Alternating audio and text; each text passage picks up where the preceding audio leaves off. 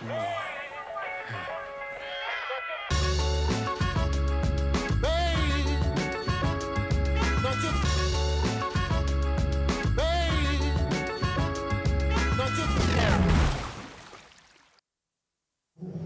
here he is, Mr. Cool.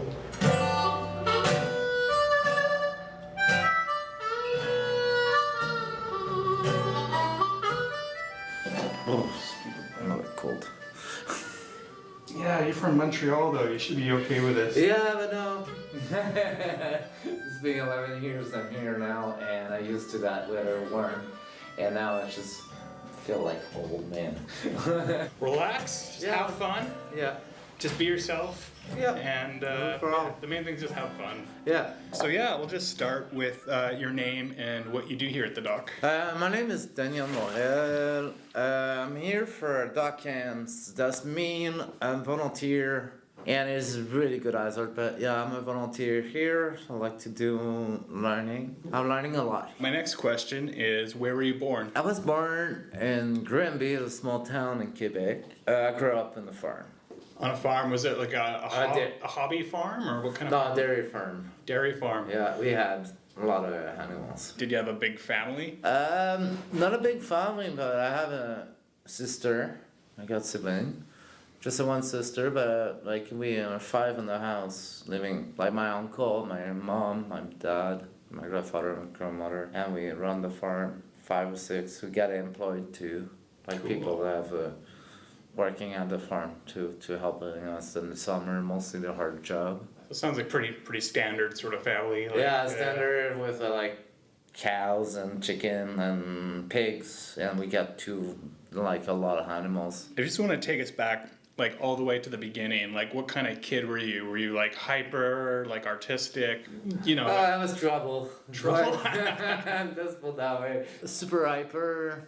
But the farm helped for that too. Like I was like, okay, I need to spend the energy. I was running to the farm, helping around.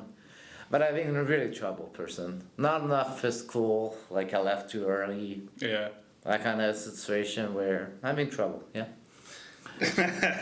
And like in terms of trouble, like were you just frustrated in school? Like didn't like learning? Not really. But what happened is with my ADHD, gives me in a attention deficit, hyper. I was hyper, but my problem was I was liking to protect the youngest and then be like stopping the bullies to bully the younger, and I get troubles because of that because I knock out some other kids who want to fight the youngest. Yeah. I always love like protecting the youngest. Yeah, it's like I was tired of bully, and one time I said I want to fight you because I'm tired to see you steal money to a young guy. And it was just high school, but still back in the days I remember I take care of the bullies too much, and I had so much troubles. And after I have some difficulty, difficulty to learn some, like example, I had some school issues with the learning progress, like French.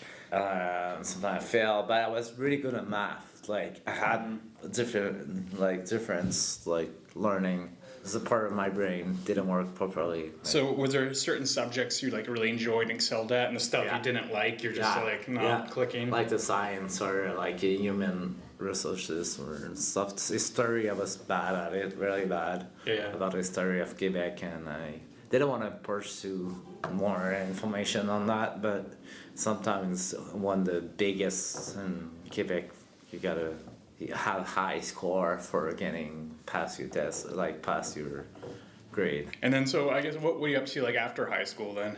I didn't go to. Actually, I was grade 4. Yeah. I didn't go to high school. I didn't have this chance to know what is high school actually. But at 16 years old, I was still living on a farm until 16 when my grandfather said, okay, you don't go to school, you don't work, and I decided to sell the house and the farm. I give you $200 with a backpack. What is in the backpack was a rope, a fishing rod, sleeping bag, a knife, hatchet, and you gotta survive. You get our apartment or survive and try to get better. And that's how I started my life at 16 to learn how to survive. And after that, but after a year, I was working for somebody, a farmer, because the farmer realized that my neighbor was realized I was under the bridge, it was cold, said, "Hey, dude, you're a good worker, can you work for me for about a year?" But it didn't work well with him because, you know, the pay was not good. Yeah. The food was good and a shelter, but if you want to live like an adult, he says, I need to pay the rent. And I couldn't pay the rent. What's a small, $5 an hour? I can't pay food, I can't pay, like, that's my starting life at 16. Yeah, I'm curious, like, were you always, like, kind of musically inclined? Like, No, actually, that's a good question. I started at 18 years old, and the story is I was living in Sherbrooke City. I was living under a bridge, a train, we call it Black Bridge. This is like a whole train track. And this is in Montreal still? No, Sherbrooke City. Like, it's more in the east coast of Montreal, like east. I was walking one night with a flashlight, a headlamp, and I saw something flashing on the, like something shiny in the train track. And it was a harmonica, and I was under the bridge, starting practicing, and this is why I started harmonica. And I was annoying on a part, people was rude with me, said, get a job, you're not good at this, you should, like, you will starve to death. A lot of people, like, they don't like me in the beginning because I was homeless or whatever. But a year after, I grew like a musical voice, and I was playing the first time to the big scene to Cher Blues. Cher Blues is a festival, blues festival. After the year, and I was proud of, like, be a part of the blues festival. So how did the blues festival, because it basically started self-taught, yourself harmonica through a year. How did you even get hooked up with the music festival? That was a good question. Busking through the year, I was busking in front of, it's called Granada. Granada is a theater down Sherbrooke, and I was busking in the front of this building, and some woman approached me, like Suzanne was the person in charge of this year, like of the festival, and she asked me, do you want to be part of the blues festival? And I said yes, why not? And I meet some people, great artists, amazing artists too, and I get some inspiration by them, like Indira Sphere, she is Brazilian, and a professional harmonica player, amazing stories, amazing person, and I had this chance to play with her, and I learned so much about her. Like, it's incredible. Like, I'm just happy to see a lot of people too. Like, the big scene was like, wow, back then, now, like, that festival decided, I want to do that in my life, full-time job. This is what I decided in my life. I didn't want other stuff around it. What's the difference between each harmonica? Tonality different, like C, D, G, like a piano kind of. When it's different scales, different tonalities. So then what's your favorite? If you had one go-to. I don't have any. You have to. On a desert island, you get one. SCR. Exactly the first one. Can you show that? Kind of help you dial in some focus. Yeah, focus on this. Do you find that helped with like sort of everything else, where it gave you almost like a mission? Yeah, it gave me hope. Like, in my darkest days, let's put it that way, the music always gave me hope to get better situation and get out of the surviving mode, and it gave me food. It was give me a lot of opportunity to grow and understand it too. Like, what I mean by understand it is, when you're a musician, sometimes you gotta learn. Right now I'm learning how to work with marketing and how to book, and learning like so much. Because of DOCKED helped me a lot too. DOCKED is amazing. Going back to the festival, was that like a blues or a jazz festival? It's called Blues Folk Jazz. Like, it's really very broad. It's really like focused on American story, blues, American, and like we got folk sometime, and we had team down there. It's mean like This year will be the Harmonica Festival, Blues Festival, with just only Harmonica of bands, with guitar players. But some years gonna be like, okay, let's just do electric guitar, like the best guitar, lead guitar. Let's put that on one stage, and they always change. Like it's always never the same artist every year. It's a very interesting program and like schedule, and I'm trying to get back there for like apply again for playing for the next year. Hopefully we'll say yes, because it's a great festival. Do you find like meeting the other musicians, because I'm assuming it's a pretty eclectic bunch, very diverse. Yeah.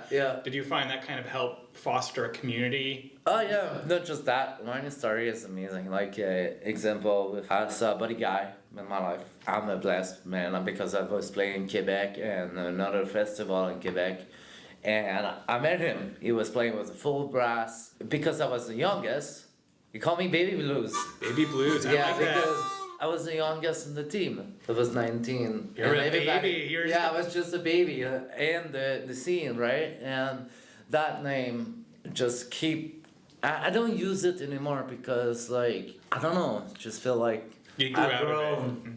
I've grown with the stories of life. But I always remember the first time when I hear Baby Blues, and I just great.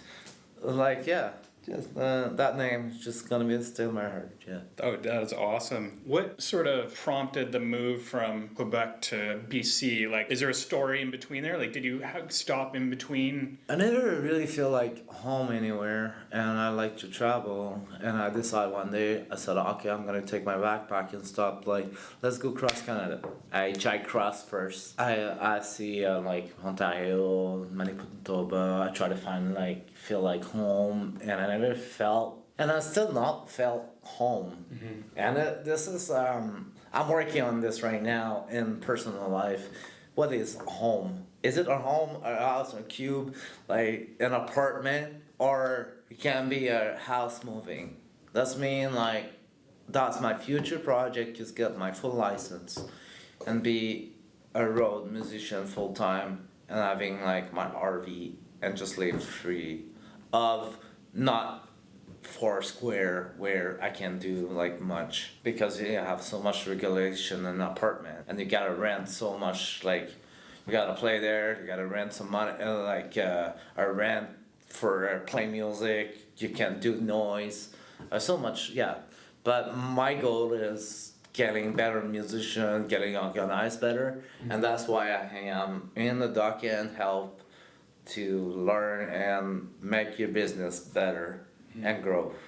So when you're crossing Canada, were you like hitchhiking? Like how are you actually? But sometimes I hitchhike. Sometimes I can take the bus. But the first way through the first month, it take me 30 days to go to the Montreal to Victoria. But I take my time. Yeah, I stopped really enjoying every town, busking, dumpster diving.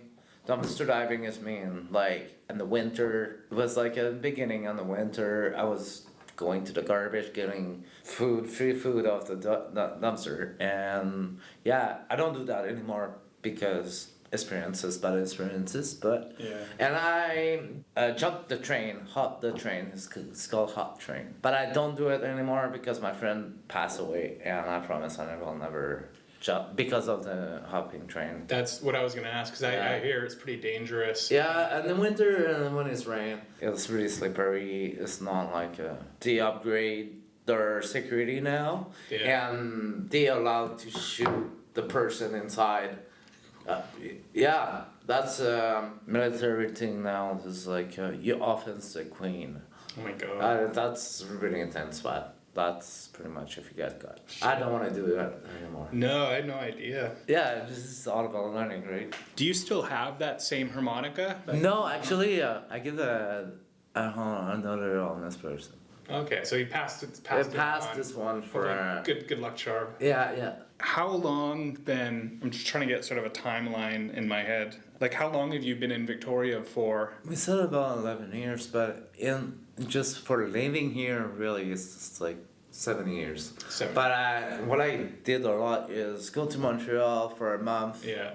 I didn't like it. Flew back here. I make the money, like busking in Montreal to get the money for flew here. And one time I started at Victoria, go back to Montreal, get in troubles, too much like ex-girlfriend, blah blah blah. I don't want to deal with that anymore. Musician problem, I don't want this. Now I try to be stable and just fill my dream and make it happen. So I take it then like 7 years, like on and off most On of and your off, yeah. Like that's pretty much the longest you've been at one place besides Montreal. And I Yeah. say one place Yeah. pretty loosely. Yeah, loosely, let's put that way. I live in Souk, I live in Lanford, I move around. I tried Duncan, didn't like it at all. Yeah. Like, I tried around, but for about 3 years, really, I've been stable. Around, okay, that's about 2.5 to be honest, and in the same apartment. Okay, Yeah. cool. I don't like it so much, but it is what it is. Yeah, well, it gives you some stability at least to Yeah. you know focus on the music, and then you know as you're learning now, you'll get stuff set up, and then you can kind of let it go. Yeah, I can't wait to have my full license and my project done too. And something exciting, I gotta put that. We got this beautiful Big Train T-shirt coming up on Kickstarter. I just have to. Right? We'll do a plug at the end because I wanna talk about Big Train and Okay. your bandmate. That's Lonnie. Lonnie Glass. Glass, yeah. Cool. I wrote it down wrong. Lonnie. That's Glass. alright. First of all, let's just sort of bring it to Sinan. Like, how did you and Sinan meet originally? Because he's the last person I just interviewed. He is the most talented blues harmonica player I've ever known. He is literally a genius with that little instrument. Yeah, and Sinan, I met him in Beacon Park a few years back, 3 or 4. Really good person to be around. Just a great person, a great helper, a great friend. How I met him at Beacon Park, yeah. And then what about your bandmate, Lonnie Glass? Yeah, that's a good story. My friend, before I met Lonnie, I met Teresa. Teresa, she is an amazing person, is a friend of mine. She said, "Where you up to?" I was with my guitar walking, just practicing like in the park. So I'm going, like, Teresa stopped me, Yeah. said, "Hey, what you up to tonight? Do you want to go?" I said, "What do you want to do?" I said, "I want to play pubs." I said, "Okay, come to the open mic on Sunday at Christie's pub," and that's where I started playing there, and I saw Lonnie playing, and I said, "You good? Can I play with you one day?" And he played all the blues. I joined him, and now we have a duo, and we did a tour last summer.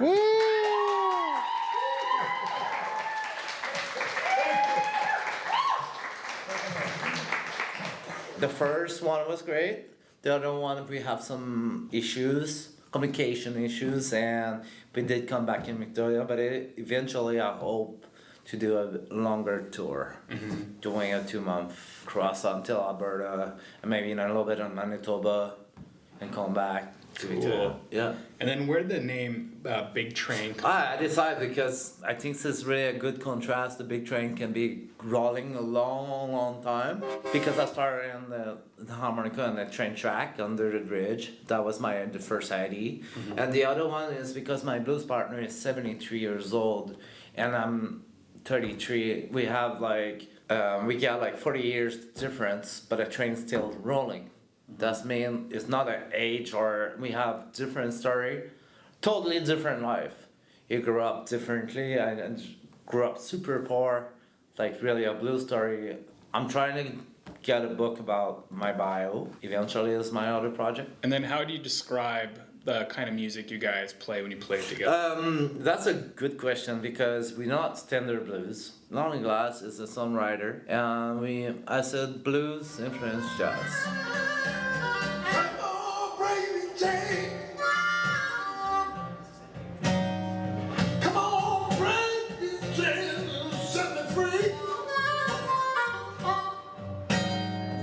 That's me, we got a little jazz into the blues, and I'm working on getting more to the jazz a little bit more because I love weird stuff, hot stuff, not gypsy jazz, but standard. I don't like too much. I like to be special, unique, a unique blues. Let's put it that way. Do you guys find that you fill in certain gaps that maybe the other person has, or you kind of complement each other? Complement each other a lot. Yeah, if you're more interested in the future, we got two websites. I have mine is Daniel Morel. The link will be below. We'll put it in. Yeah, we'll put the link right below there. Yeah, and bigtrain.ca, another, that's for hire us for music. If you're interested to have a private party, we're always available. Please contact us. And then I haven't listened to it yet, but can you talk about the Screamo band you were? Screaming Meadows. That was more like a great experience actually. We didn't do a lot. Sorry, is that in Lanford? What's the band name? Screaming Meadows. No light to guide the road you're taking, so you better get down now, you better go slow. Shoulder's gonna end and there's a water down below. You don't wanna join them ghosts living down in the Before Screaming Meadows was called Who is Shadowhawk. The project started with Kevin Carlson and Angela Bertrand. We are trio first, but we decided to be three leaders. The singer, the guitar player, and me, and we decided who was gonna be in the band. It's because Kevin Carlson is always and is a good brothers. I consider him like a brother. I was walking in Souk and he listened to my blues and said, you're a great musician, you're a great bluesman, and you're the best harmonica player in the island. But I got a hard time to believe that, but that's my opinion. I don't sell myself too well. That's about You gotta it. believe in yourself, man.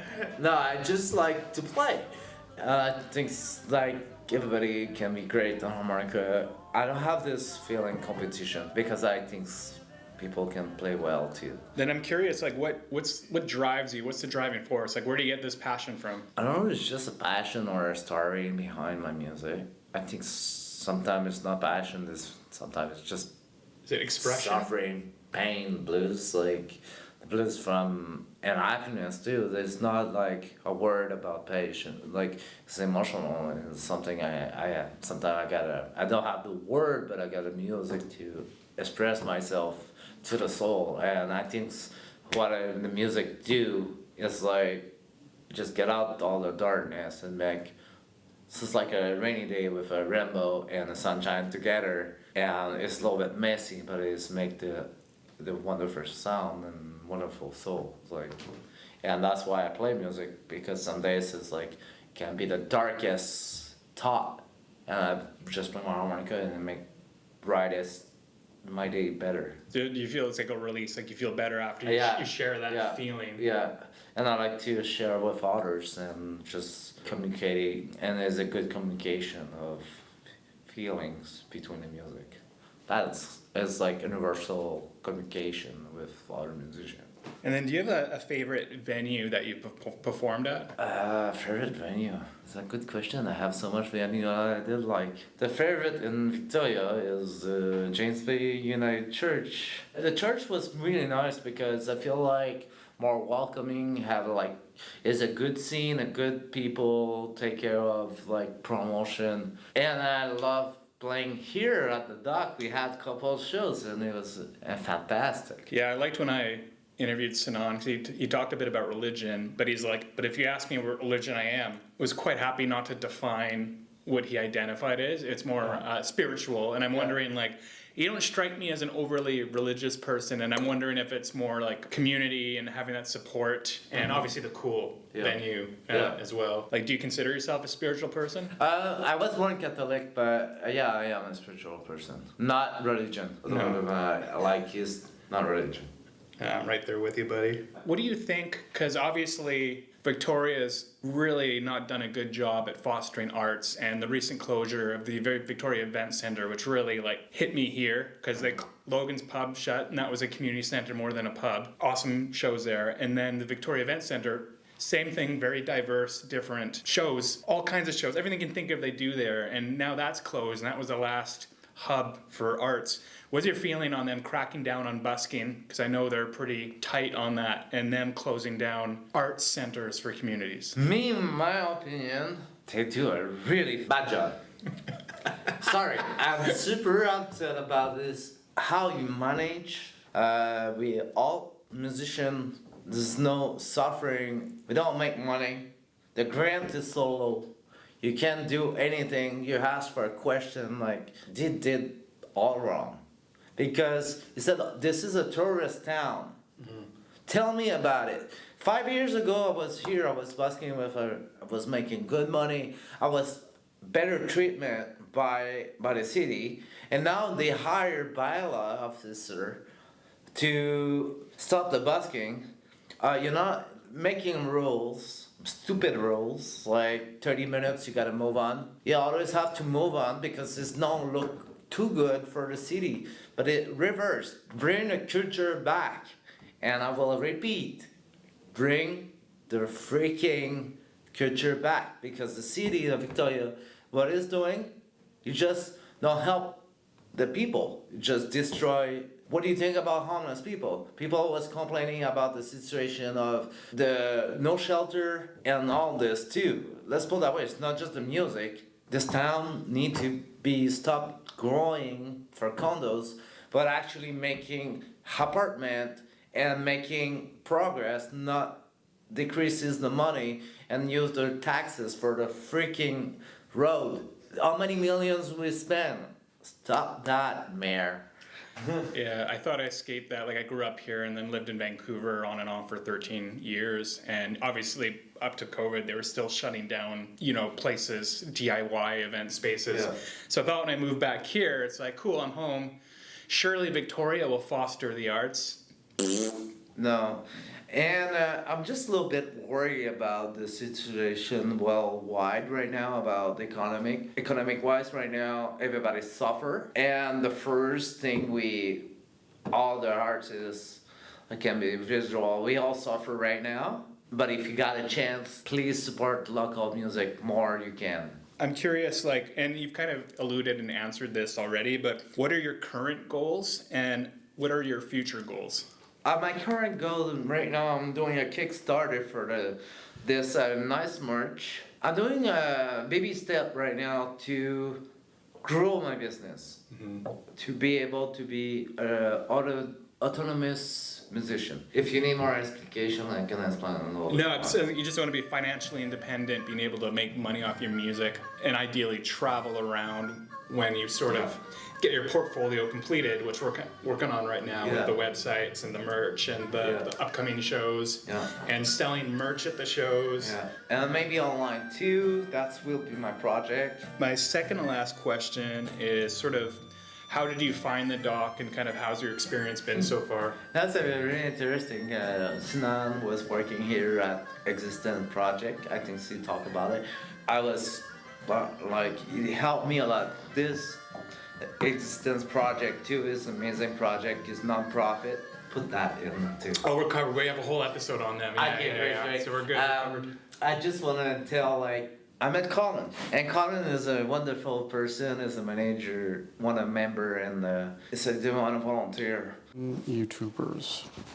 Million YouTubers. So we'll just start by stating your name and your position here at the dock. I'm Colin Richards. I'm the community manager of the DOCK, Center for Social Impact. I didn't know the dock well, to be honest with you.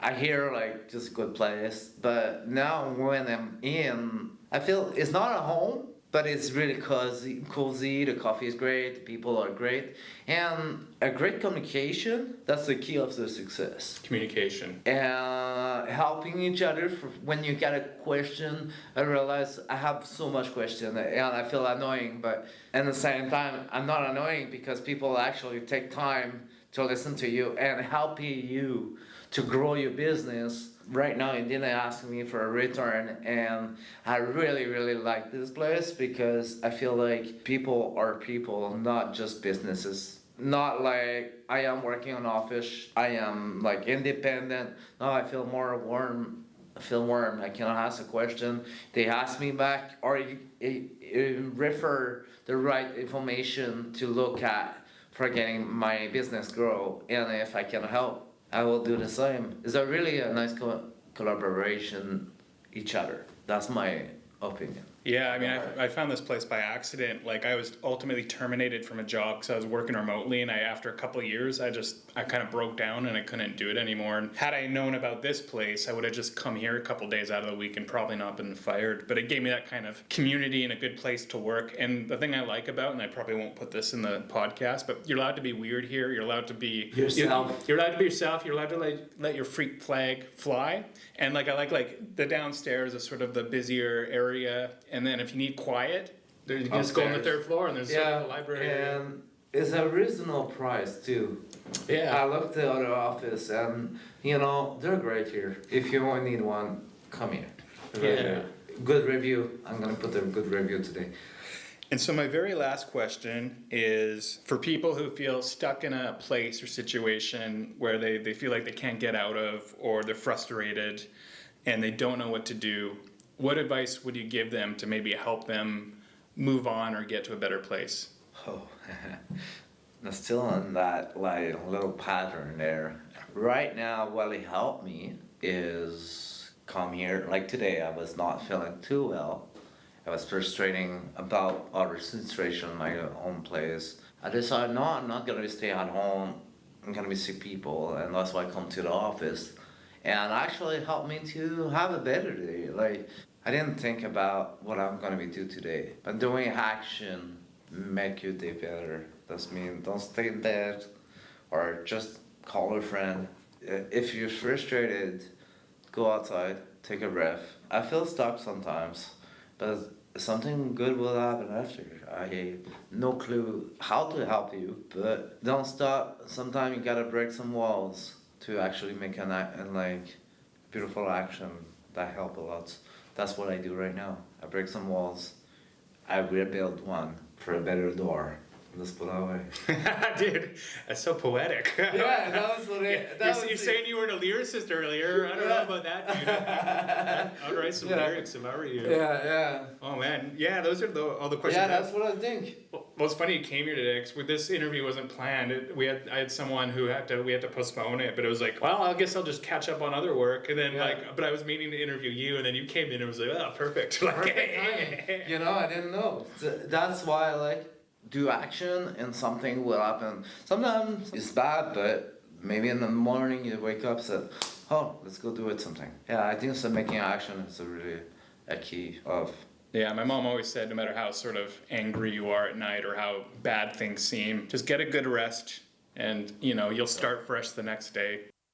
I will say shout out to this open mic where I met Evan and this guy a couple weeks ago, and we've been jamming a bunch.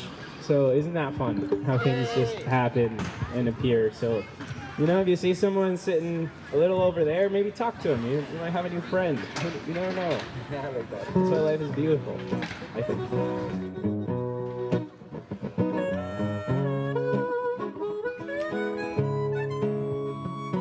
Sometimes I go out by myself, look across the water. And I think of all the things that I'm doing. In my head, I'm painting a picture. Ow! Since I come home, my body's been a mess. It's so dim to hair and the way you like the dress. Won't you come on over, baby? Stop making a fool out of me. Why don't you come on over, Valerie? Yeah, Valerie. Valerie. Valerie.